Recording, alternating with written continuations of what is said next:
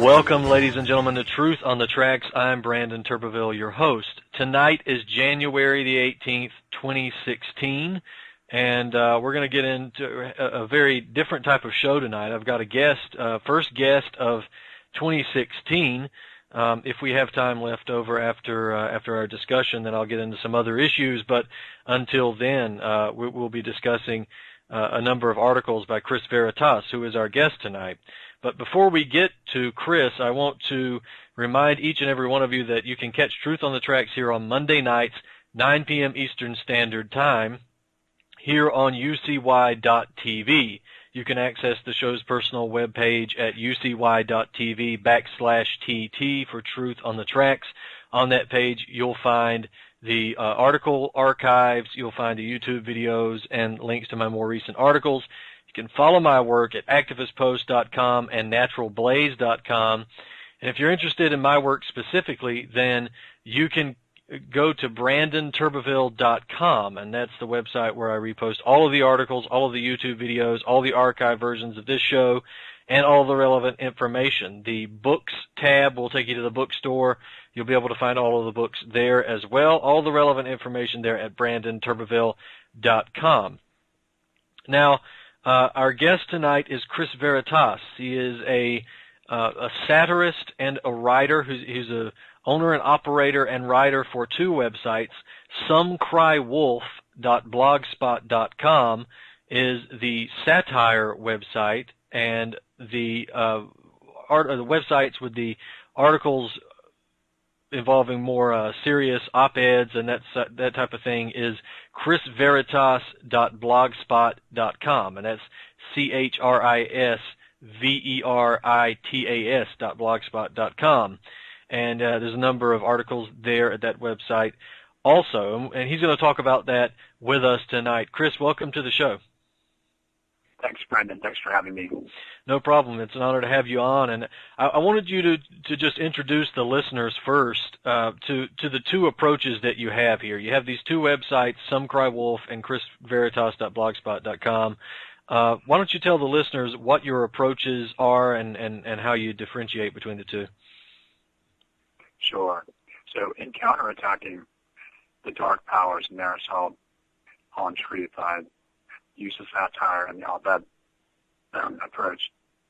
In the satires, I use a reductio ad absurdum method. In the op-ed approach, that's an ad hominem attack. And for our listeners, reductio ad absurdum basically takes the argument of your opponent and you argue it, and then you reduce it to absurdity. And this is a great way to do satire because you can introduce their opinion as being a positive thing and then satirize it and basically reveal it as being hollow.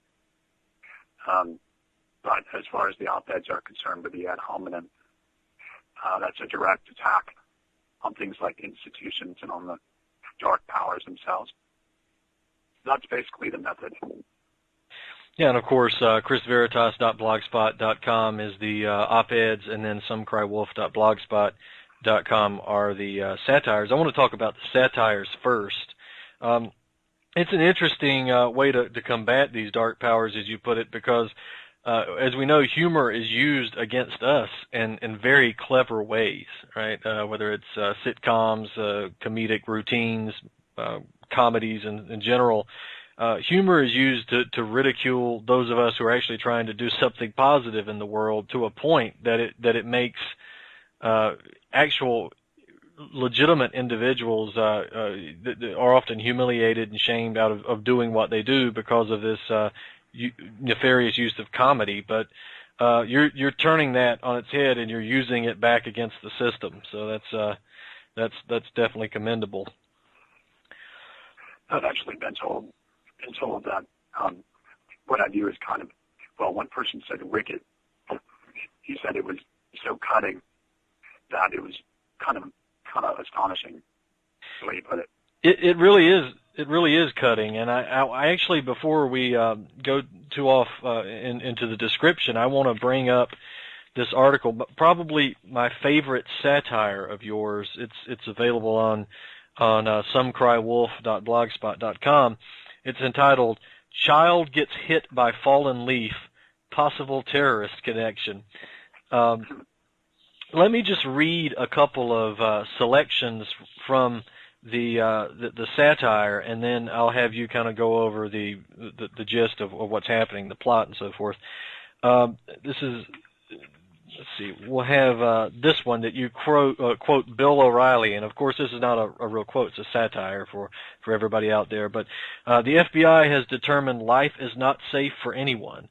ISIS could literally be anywhere. Besides the seemingly innocuous leaf, other chosen vehicles for the terrorists may include, according to our most recent intel, pine cones, nuts, berries, and especially twigs. The FBI has been busy categorizing all possible forms of forestry finagling with not assisting potential terror suspects in order to arrest them one day, of course. So why don't you just go through that particular satire and describe what's the plot, what's the setup here, and what are you getting at? Right, so you have a kid who basically, he's walking to daycare, and he gets hit by a leaf, and I guess he tells his stepmom or whatever, and she goes nuts because she's been watching terror coverage for about 14 years. And she sees terror everywhere. She kind of thinks she has a gift for seeing terror. And so she overreacts and calls the media. And then there's a huge reaction on the part of the media to everything, the pine cones, the nuts, the berries, and the twigs. And basically, America ends up by burning all the leaves and foliage, and then riots because it's hungry. So the whole thing is about the overreaction of America to terrorism caused by the media, which causes everybody to be super scared. Yeah, and again, this is a perfect satire because that's exactly what has happened. Now we've launched a war on terror to the point where it's not only a war of terror overseas, it's a war of terror here at home, and it's scarcely discernible what we're supposed to fear the terrorists for. Exactly, and interesting that you mentioned that because I have at the end the fact that there is now an assault on women, on common housewives and mommy bloggers and helicopter moms that comes because of it,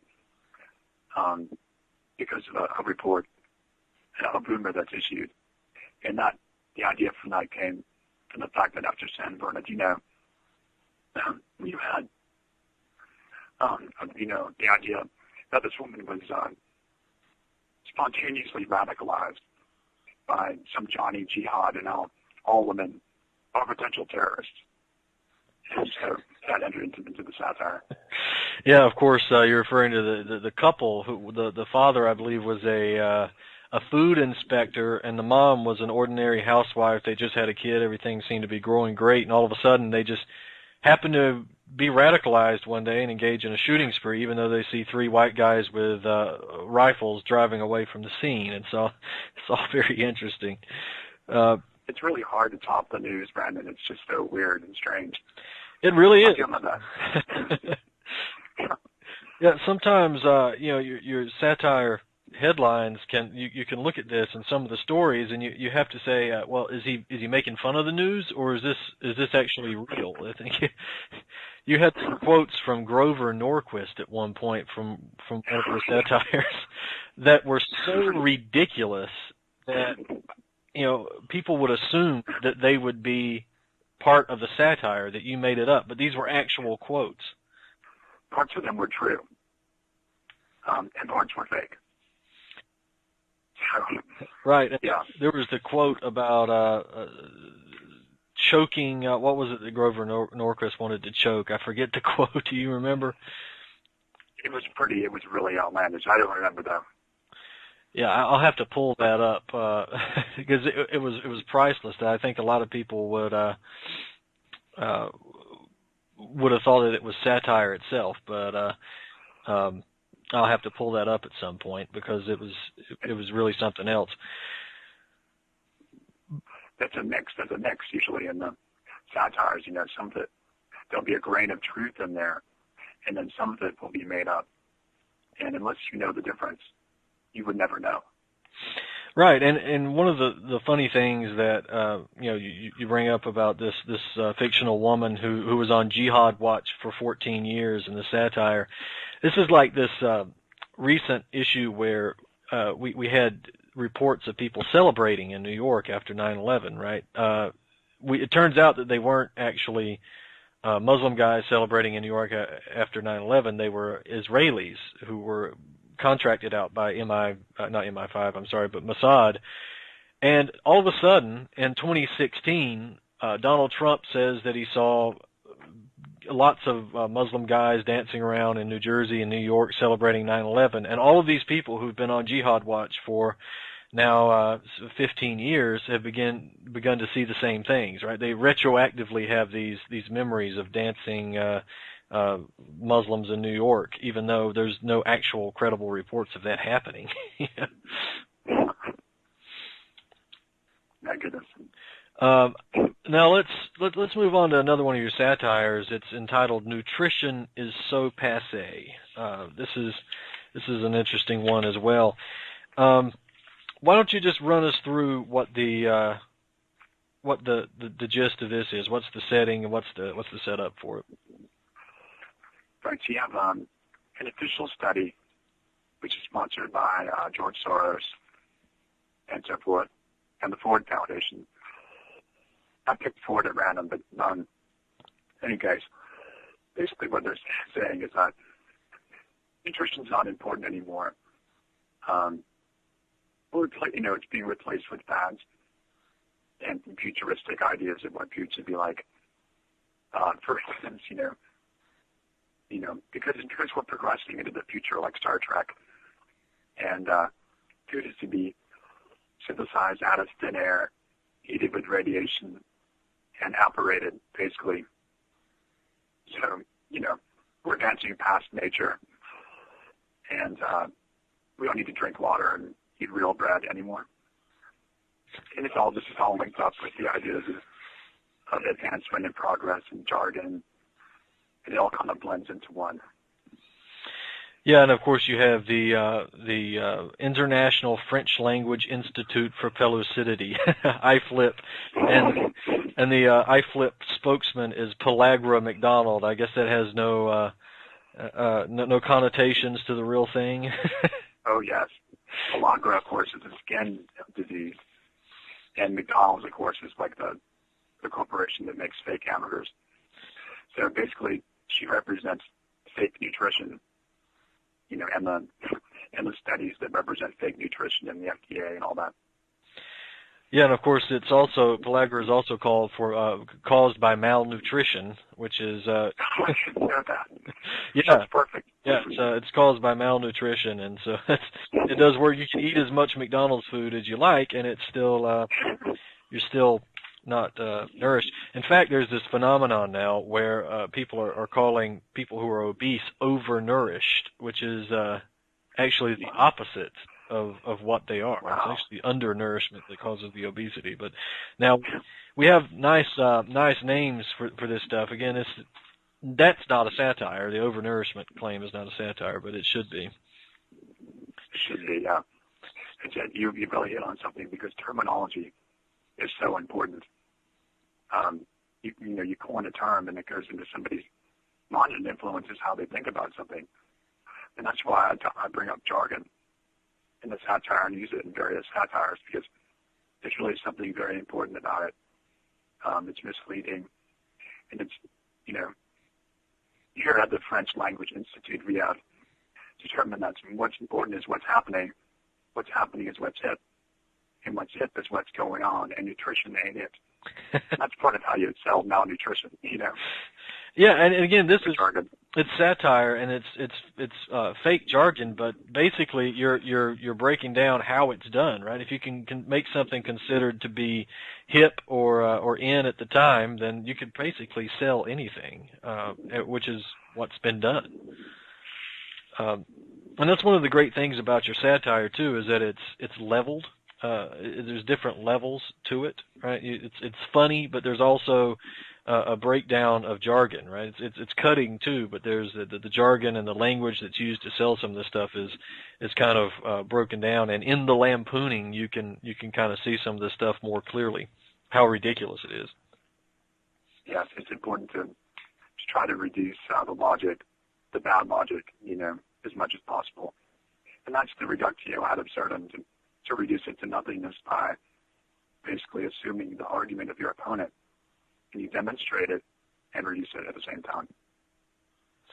Yeah, and I just found that quote that we were both thinking of. I don't want to abolish government. I simply want to reduce it to the size where I can drag it into the bathroom and drown it in the bathtub. That's the one. That's it. That's Grover Norquist, and that's a real quote.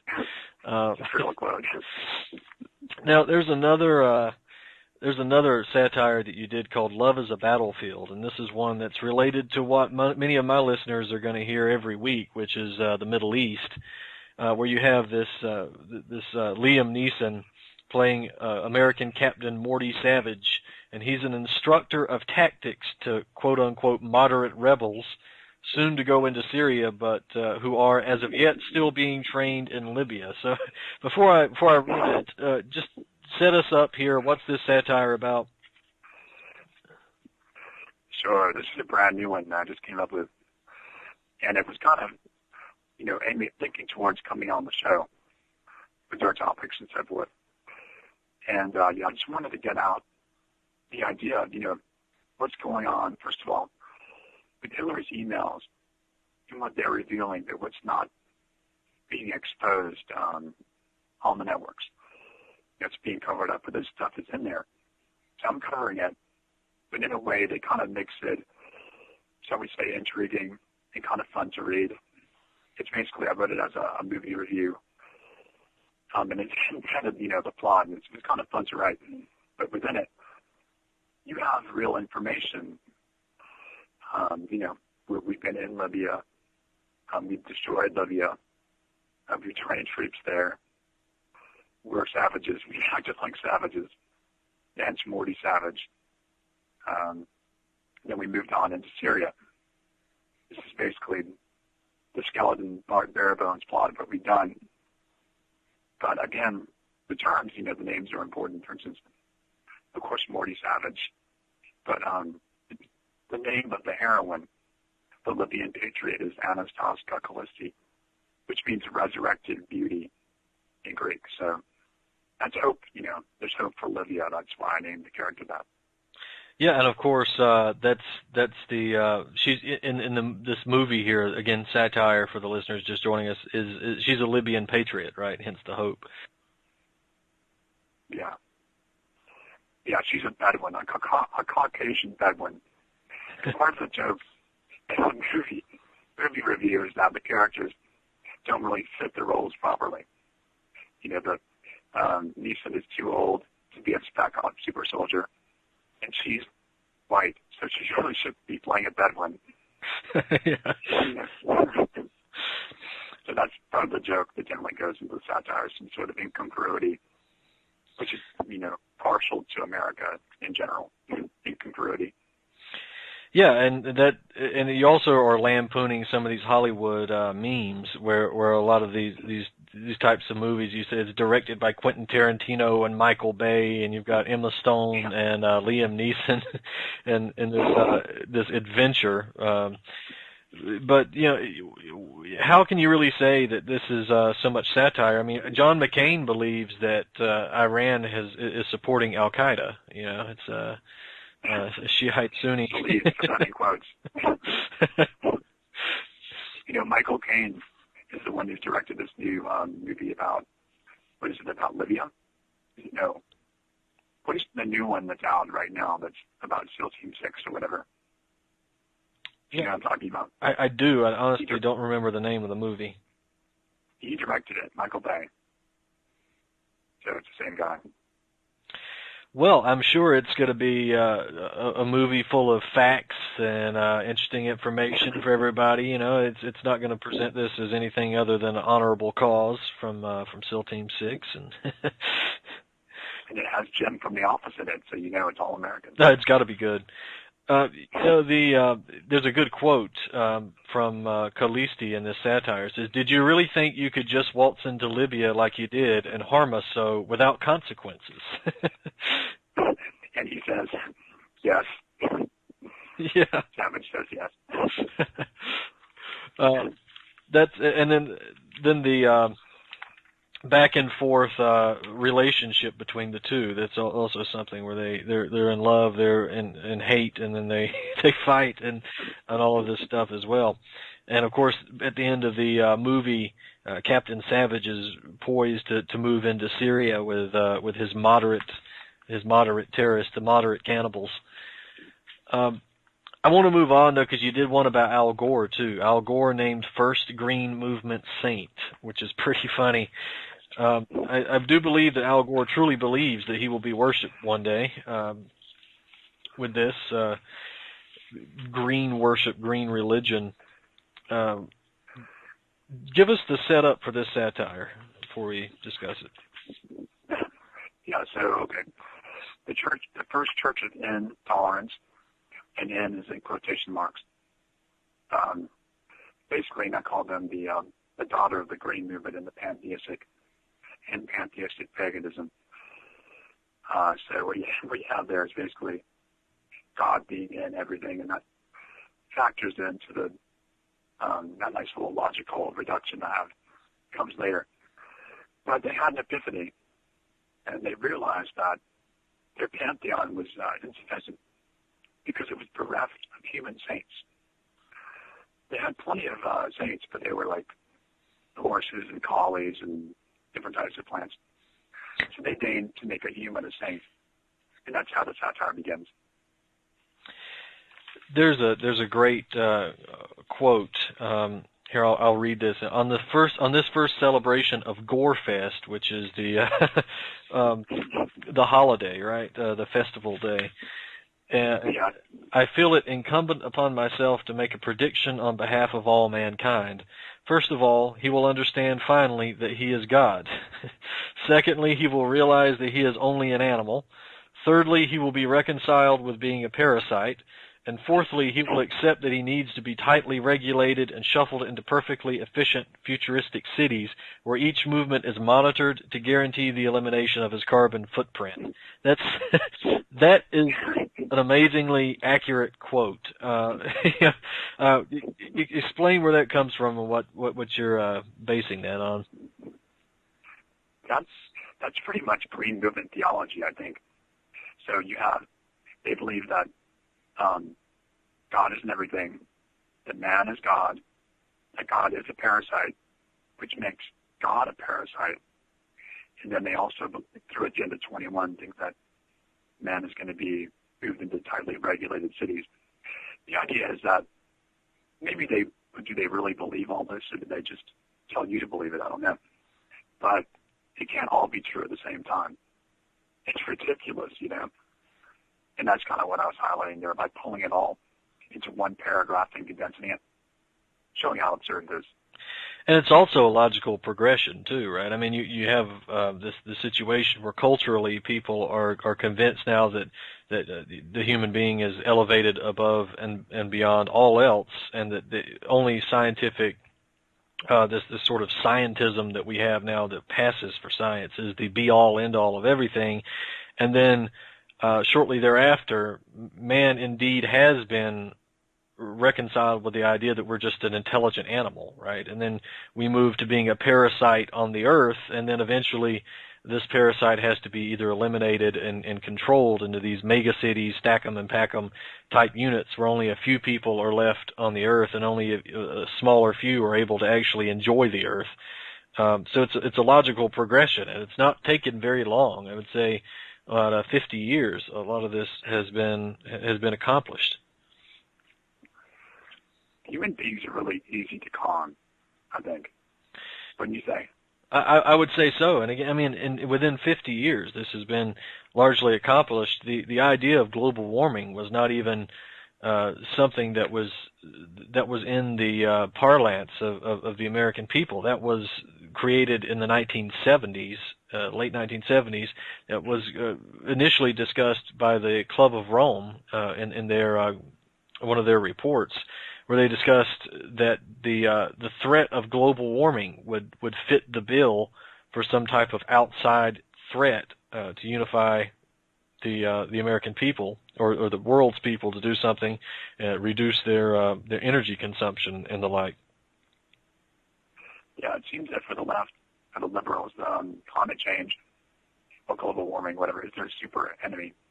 And for the right, it's terrorism, isn't it? Yeah, it seems to be that. It's funny how they each have these massive boogeymen that have largely been created by by them, right? It's the left is terrified of global warming. In fact, they even said in a number of news reports, I believe they consider that global warming or climate change is now a greater threat than Al-Qaeda. So I guess one mythical threat has now overtaken the other mythical threat. Sounds like a satire. It does. Unfortunately, it's not. Now let's move on. There's one more I wanted to discuss. The I Believe I Can Fly. This is an interesting one too. This was on June 18th of last year. Why don't you set that one up for us, because we got a lot to talk about with that one. Yeah. This is definitely the highlight of Protectio ad absurdum here. So it starts basically with Bruce Jenner and the idea that he's going to go from being a man to being a woman, and this is a great accomplishment, for mankind, which is very alchemical, be like the alchemical agenda, pushing man beyond his gender to make him anthropomorphic. No. Yes. What is the word I'm looking for a different word. Anyway, blending genders. I can't think of the word. So then you have Rachel Dolezal. You're talking about the androgyny? That's the word I was looking for, but I lost it. Yeah, and then you have Rachel Dolezal, who believed herself into blackness and so forth, and people thinking they could turn into wildcats with, face tattoos, things like that. Yeah, now you would think... Basically, you would think that this would be the point where I'd have to interrupt and say, ladies and gentlemen, we're talking about satire, but everybody does know this is all real. This is the real stuff. Yeah, continue. I'm sorry. Yeah. Right. So then I thought, well, this is just crazy. I have to do something about this. So I invented a new pop religion called the Church of Degeneration. So the D is a D dash generation spelled with a J. Is in Bruce Jenner. And the idea, it's presided over by R. Kelly. He's the priest of Jenner. And it's I Believe I Could Fly is basically inspired the new sect. Because if you believe it, you can achieve it. You believe it, it's true. So young millennials, post-gender millennials, they have a bone to pick with Father Sky and his patriarchal gravity scheme. So they're breaking with the past and emulating Bruce Jenner. Because after all, manhood is truly consists in becoming a woman. That's true wisdom. Yeah, and that's how it starts out. That is, there's so much we could talk about with that, because that's something that has really taken off in the last few years. And I was just discussing this recently with there's the guy in England. If we can take this any further than Bruce Jenner, than saying men are now women because they believe that they are, and there's been some surgery. But there's a guy in England who decided that he was a woman, so he had a sex change and he became a woman. And then he decided after he became a woman that no, he's actually not a woman. He's a 6-year-old girl in all reality. So now I heard about this. Yeah, and this is absolutely real. And he is now dressing as a 6-year-old girl and acting as a 6-year-old girl, and even has some type of weird surrogate family who is raising him as a 6-year-old girl. And yeah, the heights of wisdom. Yeah, aren't we at the peak of society now? This is This is when insanity is becoming norm, right? When transgender surgery is becoming the more level-headed decision, this takes it really into another level. But yeah, your satire goes into not only the insanity of all the gender switching and all the androgyny, but also the dichotomy between the masculine and feminine extremes as well, the feminist attack on patriarchy and all of that. So yes, yeah, and then the pop stars get involved because they want to look cool. But what happens is that people decide to test their brand new wisdom as far as believing they can fly because they believe it. So they're going to test it by jumping over a cliff. And they, R. Kelly and LL Cool J try to delay it basically by doing an extended remix of I Believe I Can Fly and so forth. But it can't delay the people because they're raring to jump. They really want to test their new wisdom. So they jump. And people die, and the media can't believe it. They just can't believe that people believe they could do something and it didn't happen. So it's ridiculous ad absurdum again. It's basically going back to Jenner and basically saying you can't be a woman if you're born a man. Yeah, and what's also so interesting, Rachel Dolezal. She claimed she was a president of the NAACP, one of the NAACP chapters, and she claimed that she was black, right? And she was not black. She was a white woman.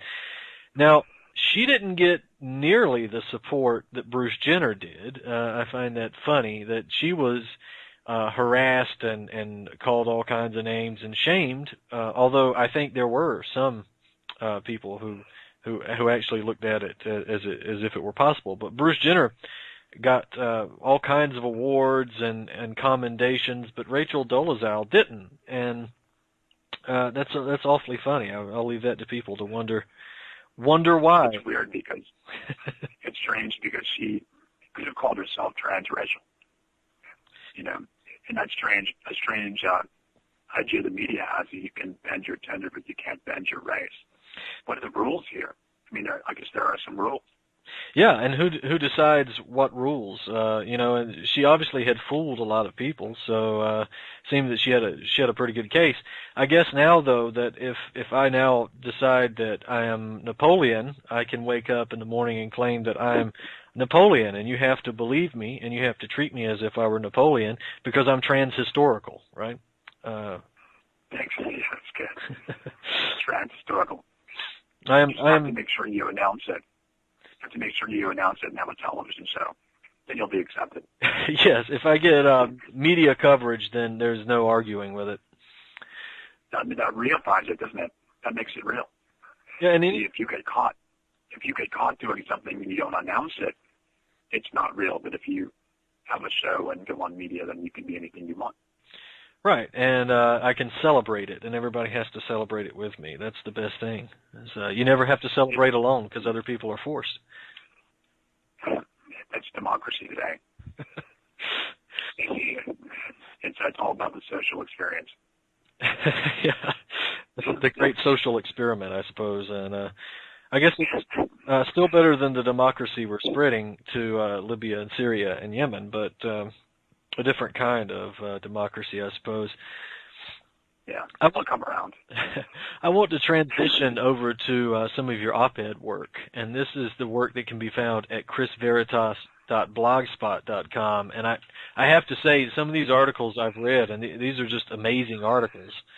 One of the ones I want to get, since we've been talking about how the media blows these things up and it helps control a lot of these things, I want to talk about your article, Beware the Media Industrial Complex.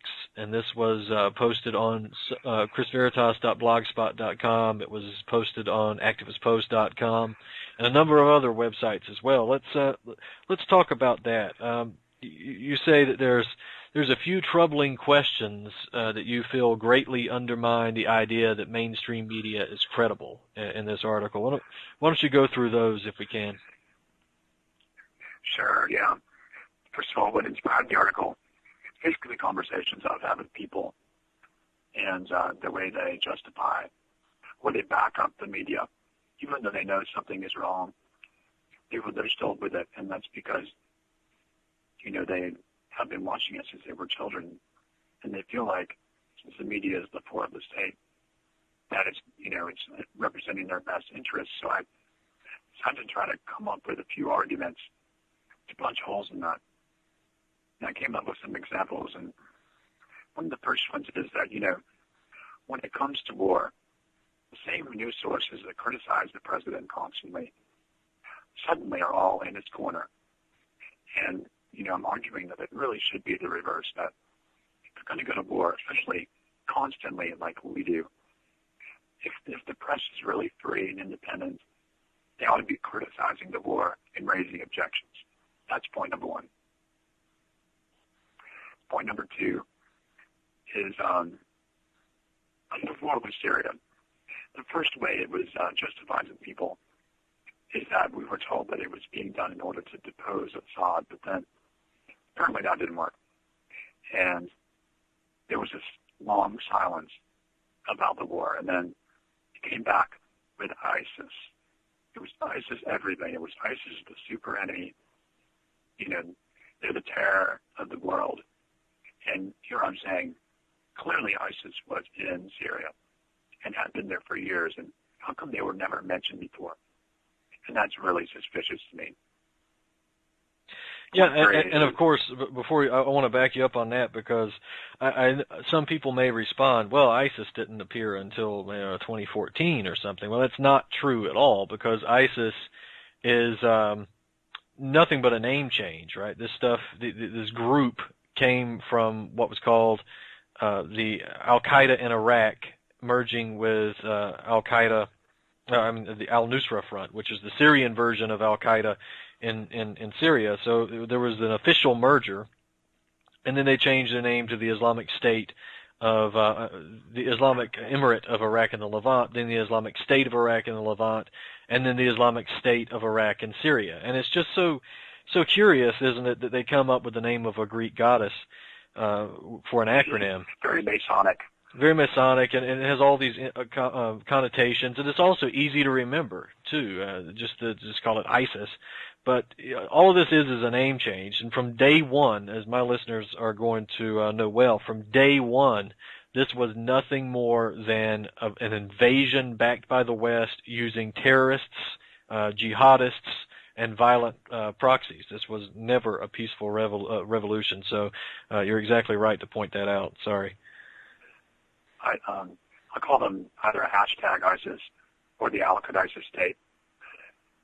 Just because they have a big Twitter feed, and clearly that can be shut down. Right. Right. They don't know how to. They can shut down Twitter feeds from little groups who want to go out and protest Federal Reserves, or even people who want to have their want to protest having people kicked out of their homes. They can shut down Twitter feeds or people being politically incorrect. But ISIS, however, can maintain a Twitter account and take donations in, no less. And nothing happens. They just can't figure out how to shut that down. It's because it's a goddess, and goddesses are everywhere. They're really hard to deal with. Well, they are the supermen, right? So we just don't know how to fight them. They're all 10 feet tall and clothed with iron, apparently. But they do respond well to kryptonite. Also known as the Russian bombs. So that must be their Achilles heel. Yeah. So should I move on to point 3? Yes. Okay.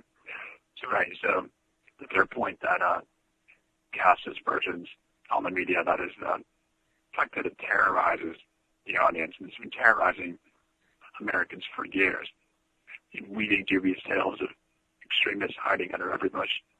And that, of course, goes back to the jaw gets hit by falling leaf possible terrorist connection. The fact they replayed the footage of the towers thousands of times, which is clearly a brutalizing maneuver, which I think is very disrespectful to the living and the dead. Yeah, And point four it's psychic driving. The reason they did that was psychic driving, so that you always have those images in your mind. Oh, right. Who was a psychologist who did that? I'm not sure, but it's a psychological term, right? I'm not sure the person who came up with that, but it's a methodology of driving this imagery into a person's brain and then pushing them along a type of path for an agenda. So that's what that was all about. Yeah. Yeah. And of course, point four is I'm not thinking, when exactly did the trail of bodies following the Clintons not become news anymore? Exactly, and it's maybe the news media got lost on that long trail, because there's quite a long trail of bodies. That's a good point that you raised, because these things come into view, and whether it's a scandal politically or whether it's some type of revelation, Iran-Contra, for instance, something like that, it's news, it's on the tips of everybody's tongue, and then all of a sudden, nobody's talking about it anymore, and nothing seems to happen. At what point does this not become news anymore, and where is that dividing line? That's an interesting point. Right. I mean, when she gets criticized for things relating to her new emails and so forth. That's barely news. There's all this other stuff that goes back to Arkansas. Huge stuff. And you know what? If the media kept reporting that stuff, she would be driven into the Gulf. Yeah. She would not be a candidate. But they've allowed her to hang out for so long. If they went back and reported all the stuff that she did, they would discredit themselves because they've been ignoring it for years. Exactly. And, just to give an example, I take this opportunity for a shameless plug of my book, The Difference It Makes, 36 Reasons Hillary Clinton Should Never Be President. I stopped at 36 because I wanted to get the book out, and I didn't want to be mired in rabbit holes for well after the Clinton's second term. My point is that there was so much dirt on Hillary Clinton that's readily available for anybody to look at, that, as you say, was news at one point, but it got ignored. It either got ignored or it made its way into the minds of Americans for about a week, and then it got covered up again by some other incident, or simply Hillary Clinton just refused to cooperate with investigators, or just turned in faulty evidence, and everybody just turned a blind eye. That's why I gave her the award for reverse excellence in 2015, because you've got to give her credit. This woman has avoided so many scandals. It's impressive. It really is. She's something else. And, your point is important.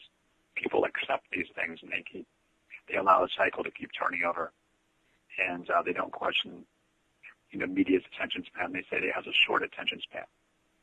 But they really ought to be looking at that and wondering, can the media really be legitimate if it has a short attention span?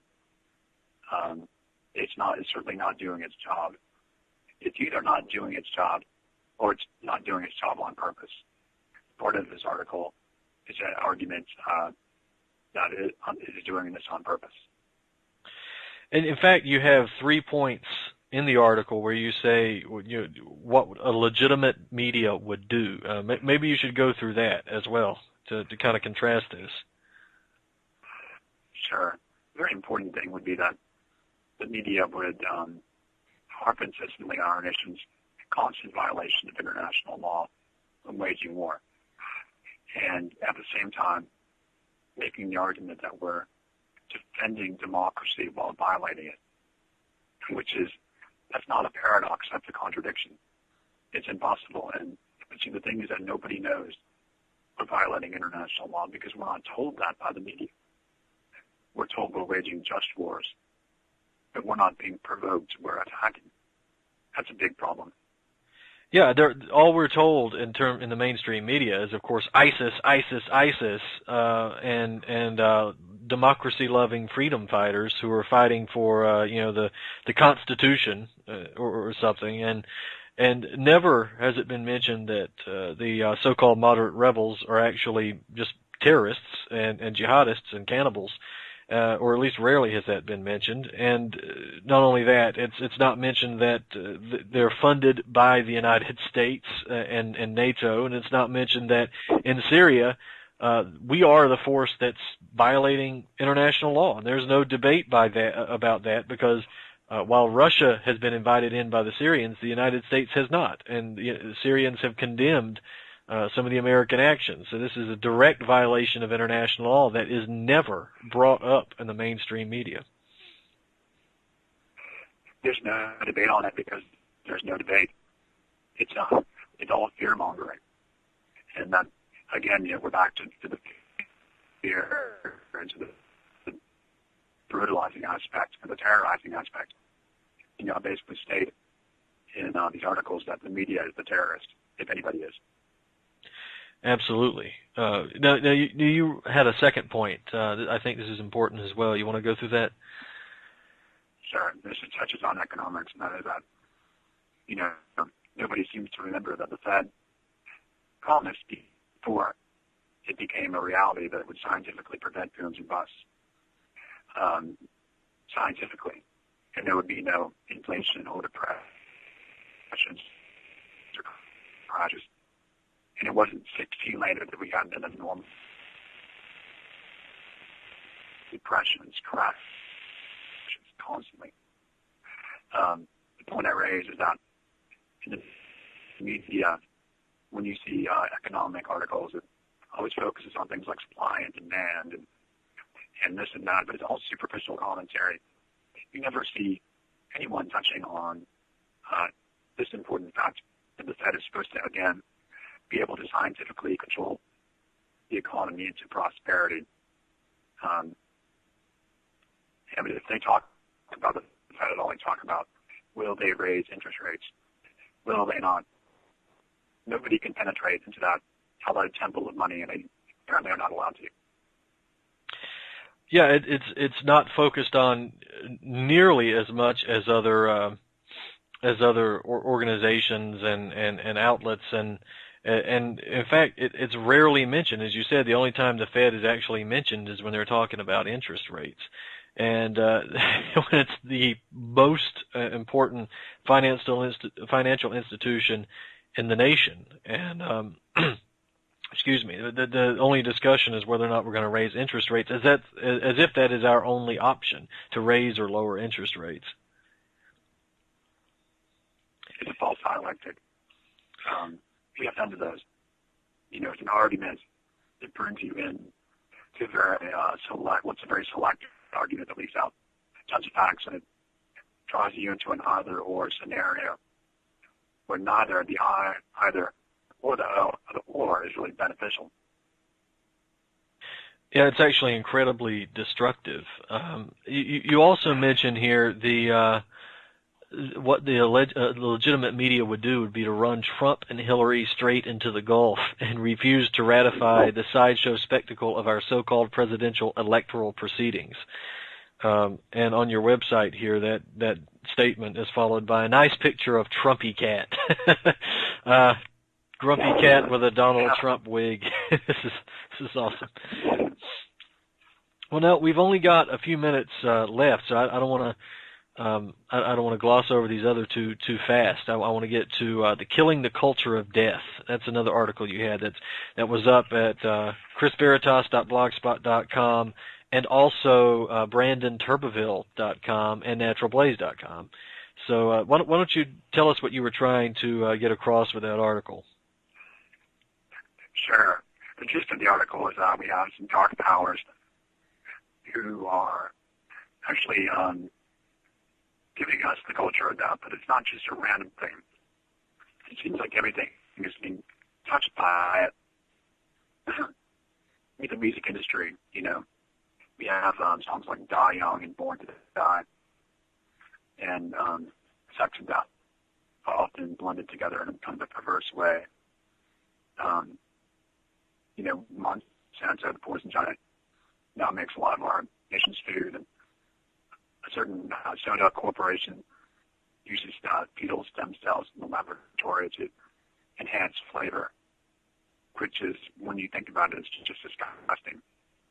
Using the cells from aborted children to enhance flavor for soft drinks.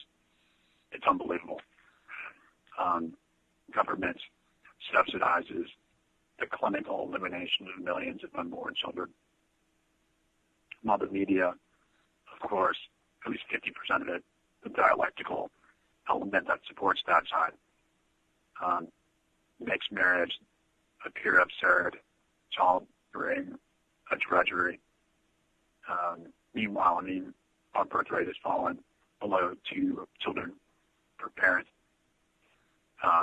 which is not enough to replenish the children for a future generation. And narcissism and infertility are lauded on television. And I look at all these things together, and there's a lot more stuff. Zombies, there's an infinite zombie theme, ghost shows, mediums, psychic mediums, witches, and warlocks on Disney being sold to children. It just seems like the death and the celebration of death is ubiquitous on television. It's getting sold everywhere, and the government. And that's not by accident. I mean, back in the early 50s and 60s, there was a plan, and that was put into place by the CIA. The CIA actually helped fund a lot of this new art, this nihilistic art that was, scientifically designed and proven to make people depressed after they looked at it and after they had experienced it. And so it's not an accident that so much art, whether it's film, whether it's paintings, whether it's literature or music, is out there that glorifies death and destruction. And have you also noticed that when you brought up the birth rate, with our birth rate falling, that if the birth rate doubled, it would be considered an emergency by the United Nations population organizations. But our birth rate has dramatically fallen, especially across Western Europe and the United States, North America.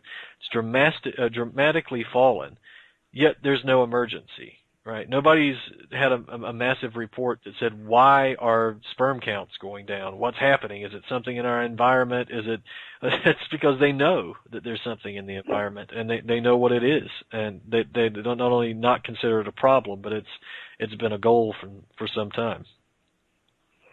Yeah, you're right. Instead of doing that, everything seems to be oriented toward narcissism and partying, in the youth culture, and this is precisely the next generation that would form families and have children. So it seems targeted. I do believe there was another culture that ate itself into obesity and drank itself into oblivion at one point. But are you aware of that culture? I am, and they faded out. They sure did. Well, but they are the interestingly enough. Could you repeat that? I was going to segue into cartilage. Go ahead. No, continue. Yeah. What I was going to say is that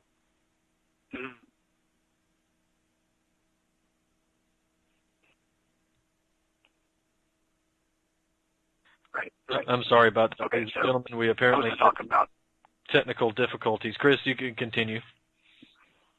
Yes. I also wanted to talk for a minute about what happens to organized industrial societies after they become too rationalistic and mechanistic.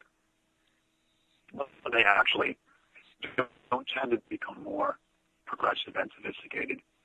They tend to attack life and overdosing on pleasure. I'm just going to bring up Carthage as an example. Carthage, interestingly enough, was attacking the no moral at that time. They were huge. They were a lot like us. And they almost overwhelmed Rome at the time. And their god was Moloch. It's basically Baal. It's a cruel god that you sacrifice your children to. You throw them in the fire. And these were very wealthy traders. They were a lot like us. And I was making the comparison. And what happens is that it's really the wealthy societies the rationalistic, mechanistic societies have become, the ones that sacrifice their children and produce cultures to death. This is not what we're told. We're told we're progressing into the 21st century. We're going to become space gods and stuff like that. But it's really quite the opposite. Yeah, and in your article, and we're running short on time now, but I just want to point out that your article does end on a somewhat positive note, right? Because you determine if there are these dark forces that are pushing this agenda, this reality that we're experiencing, that there must be some other force that's pushing back against it, right? Absolutely. And my argument is that, life came into existence out of nothingness. And it has persisted despite all obstacles. There have been tremendous obstacles, but life keeps winning out. And I'm saying that the dark powers that fight against it, the Gnostic powers, necessarily destroy themselves by themselves, because destruction is the only thing death really knows how to do. So even though we're looking at a gigantic system of darkness, it's institutionalized, it's very powerful. The theory I use is the bigger they are, the harder they fall. My prediction is that it will ultimately destroy itself, because that's all it can really do. Well, let's hope that it does. Chris, we're out of time, but I thank you for coming on the show. It's a great hour. We're going to have you come back on in the near future. Thanks a lot, Brandon. Thanks for having me. No problem. Ladies and gentlemen, his websites are chrisveritas.blogspot.com and somecrywolf.blogspot.com. Go check them out. I'm Brandon Turbeville. This is Truth on the Tracks. We'll see you next week.